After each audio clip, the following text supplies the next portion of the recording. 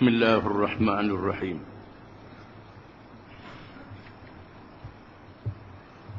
Penyelewengan silam yang tidak harus berulang. Al-Quranul Karim menanamkan akidah beriman kepada Allah Azza wa Jalla berdasarkan apa yang telah dihuraikan dengan cara yang sebenarnya dan mudah dipaham oleh semua manusia menurut fitrahnya, yakni sifat semula jadinya. Al-Quranul Karim membetulkan akidah itu dengan berterus terang, memberitahu yang sebenar dan mendedahkan penyelewengan iman yang berlaku kepada umat-umat di zaman dahulu agar dijauhkan diri dan menjadi pengiktibaran kepada umat akhir zaman ini. Dan didedahkan kejahatan dan kebatilannya dan betapa hebatnya para anbiya dan mursalin alaihimussalatu wassalam, memberi tentangan habis-habisan terhadapnya dengan tidak ada tolak ansur sedikit pun terhadap penyelewengan akidah ini, bahkan menutup segala ruang pemikiran dan amalan yang menuju ke arahnya. Sama ada ia berunsurkan keberhalaan, anggapan berbilang-bilang Tuhan, mempunyai anak isteri, bertuhankan makhluk termasuk sesama manusia, bahkan segala bentuk syirik dan sifat-sifat yang tidak layak bagi Allah Subhanahu wa taala. Seringkali penyelewengan itu berlaku sama ada merangkumi ke semua sifat-sifat itu atau sebahagian daripadanya. Marilah kita membaca sebahagian daripadanya. Sekiranya kita baca Al-Quranul Karim, memahami ayat-ayat melalui tafsir dengan bahasa Arab yang betul, mengikut huraian yang diberi oleh Nabi sallallahu alaihi wasallam dan huraian para ulama sahabat dan tabi'in dan ulama-ulama kemudian yang mu'tabar yang menafsirkan Al-Quranul Karim mengikut ilmu-ilmu yang berkait dengan Al-Quranul Karim. Di antaranya ialah menanamkan perkara yang berkait dengan akidah. Akidah dengan makna iman yang disimpulkan, macam tali yang disimpul dan diikat dengan kuat, bukan saja tidak terombak, bahkan boleh dipegang dengan kuat. Sekiranya kita ikat barang, mesti disimpul tali itu, barulah jadi kemah dan kuat. Sekiranya kita mengikat binatang, mesti disimpul, sama ada pada lehernya dan hujung tali untuk mengikat. Timba dan sebagainya mesti simpul tali itu. Di mana akidah dengan makna simpul, menyimpulkan kepercayaan, beriman kepada Allah Azza wa Jalla dengan cara menegakkan tauhid, menegakkan keesaan Allah Subhanahu wa taala, dan menolak syirik, menolak sebarang kepercayaan adanya sekutu-sekutu bagi Allah Subhanahu wa taala, sama ada pada zatnya, pada diri Allah taala, pada nama-namanya dan sifat-sifat Allah Subhanahu wa taala yang mesti dilaksanakan dalam kehidupan kita dengan cara yang menyeluruh. Bukan saja kehidupan beribadat kepada Allah, menyembah Allah Ta'ala dengan berbagai-bagai cara. Sembahyang, puasa, haji, zakat, tasbih, tahmid, tahlil, bersumpah dan sebagainya. Mestilah dihadapkan kepada Allah dan kerana Allah. Tidak boleh dicabangkan. Termasuklah juga dalam perkara cara kehidupan kita, mestilah mengikut hukum-hukum dan peraturan-peraturan Allah Subhanahu wa taala.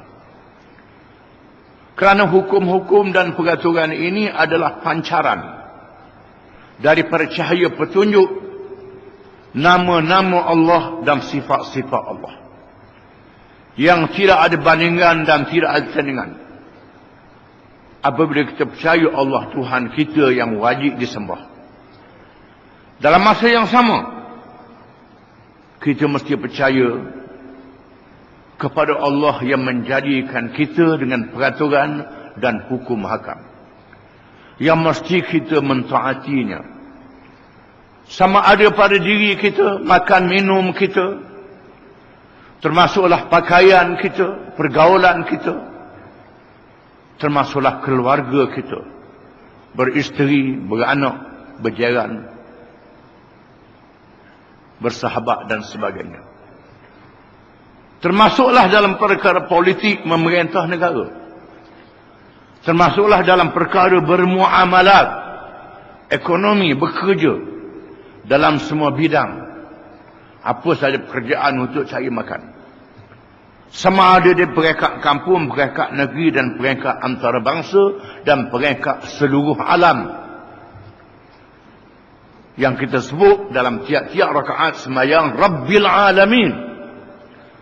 Tuhan yang menjadi dan mentadbir seluruh alam ini. Hendaklah dipacak di atas akidah dan iman.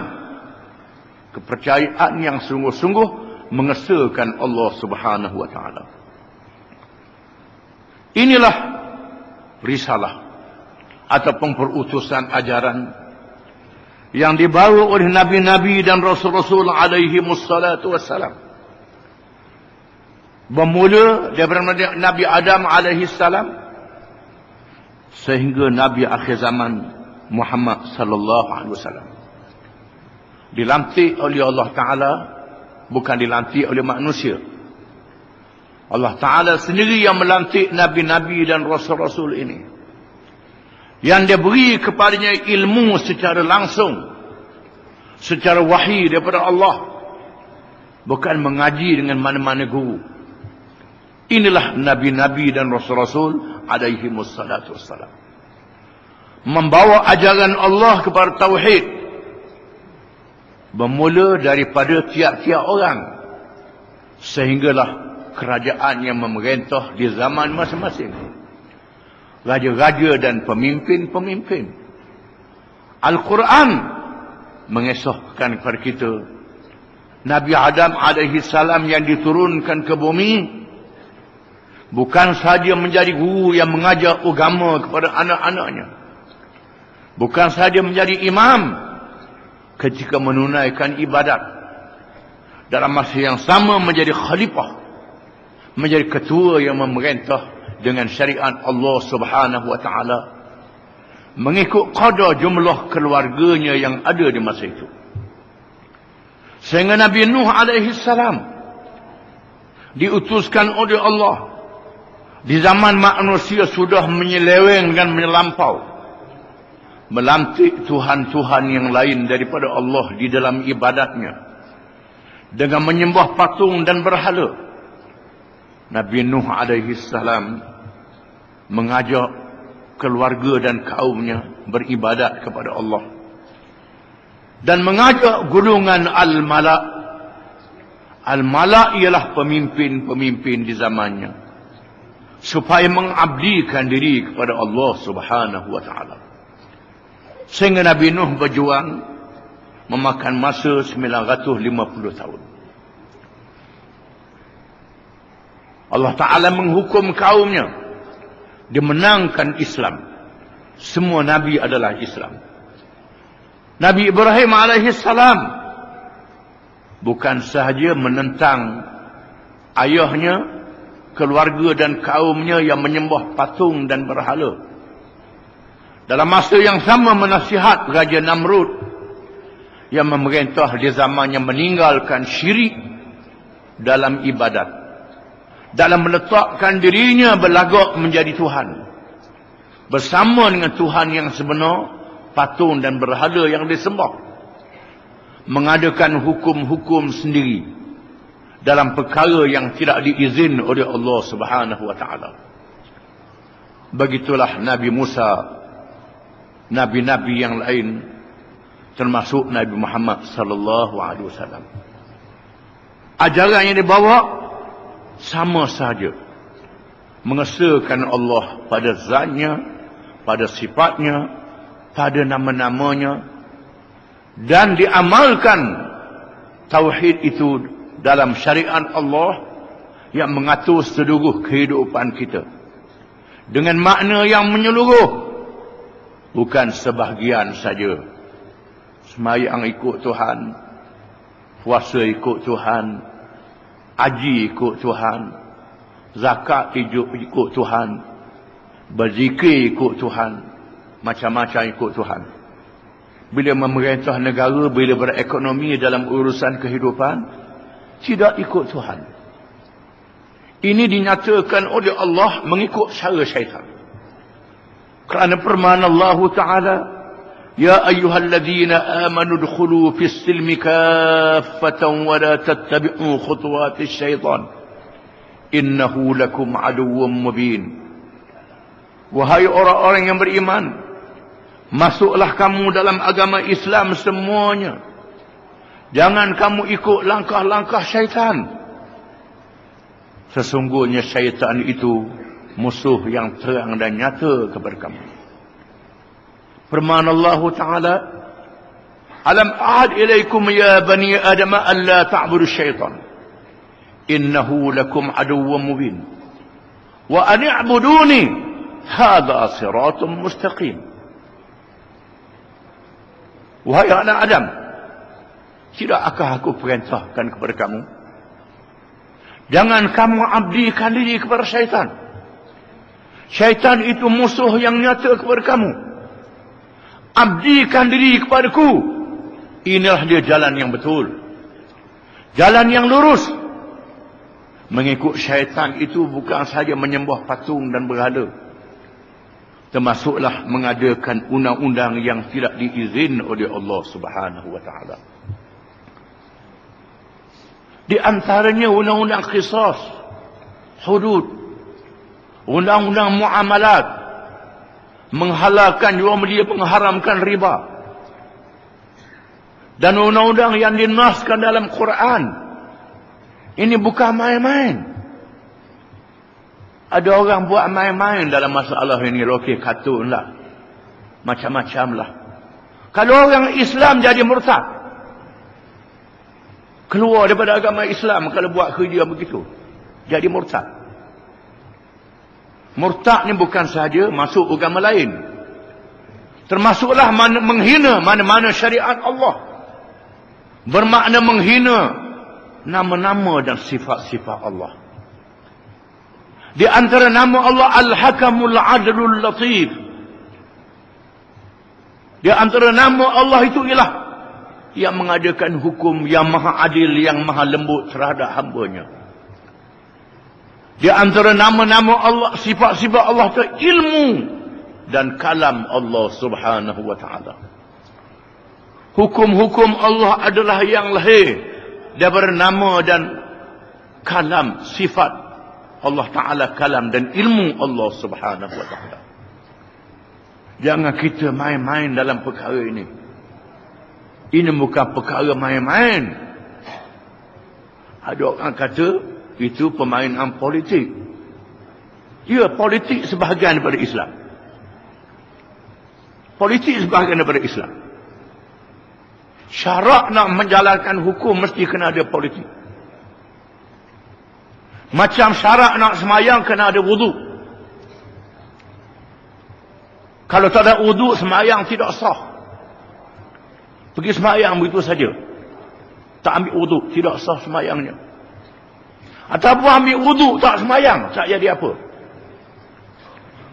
Bila seorang mencuri, bukan bermakna kita igak pencuri, ambil kapok kerak tangan. Tidak. Mesti ada mahkamahnya, ada hakimnya, ada saksinya. Untuk mengendalikan hakim mahkamah, mesti ada kerajaan yang memerintah. Kerajaan memerintah dinamakan politik. Masalah kita tak tahu makna politik, itu bodoh kita. Tak mengaji. Sabda Nabi SAW, kanat Banu Israel tasusuhumul anbiya. Adalah Bani Israel yang menjadi pemimpin politik mereka ialah Nabi-Nabi alaihi wassalatu wassalam. Ini hadis yang diriwayatkan oleh Bukhari dalam sahihnya. Jangan perkara yang kita tak tahu kita pergi bercakap. Kalau bercakap dalam perkara yang kita tak tahu, maka berdosa kerana tak tahu. Berdosa kerana tak tahu. Firman Allah Ta'ala, وَلَا تَقْفُ مَا لَيْسَ لَكَ بِهِ عِلْمٍ إِنَّ السَّمْعَ وَالْبَصَرَ وَالْفُؤَادَ كُلُّ أُولَئِكَ كَانَ عَنْهُ مَسْئُولًا. Jangan kamu ikut apa yang kamu tidak tahu. Sesungguhnya pendengaran, penglihatan dan akal fikiran akan ditanya oleh Allah pada hari kiamat. Jangan kita bercakap apa kita tak tahu. Qalu ma salakakum fi saqar. قالوا لم نكن من المصلين ولم نكن نطعم المسكين وكنا نخوض مع الخائضين. Lalu mereka yang ada dalam syurga bertanya ahli-ahli neraka pada hari kiamat, mengapa kamu masuk neraka? Mereka menjawab, kami masuk neraka kerana kami tak sembahyang dan kami tidak memberi makan orang miskin, tak keluar zakat, tak tolong orang miskin. Dan kami bersama-sama dengan orang yang bercakap perkara yang jahil dan tak tahu. Yang tersebab masuk neraka itu ialah kerana bermain-main dalam perkara yang kita tak tahu. Ini disebut dalam Quran. Di sinilah menuntut ilmu menjadi fardu ain.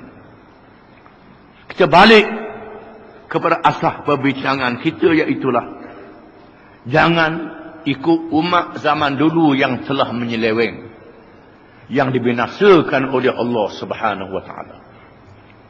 Al-Quran Karim mengesahkan di dalamnya cerita-cerita nabi-nabi zaman dahulu dengan umat masing-masing. Ada umat yang dibinasakan oleh Allah dengan menyembah berhala. Ada umat yang dibinasakan oleh Allah kerana menipu dalam menyukat dalam bidang ekonomi. Ada umat yang dibinasakan oleh Allah kerana liwat.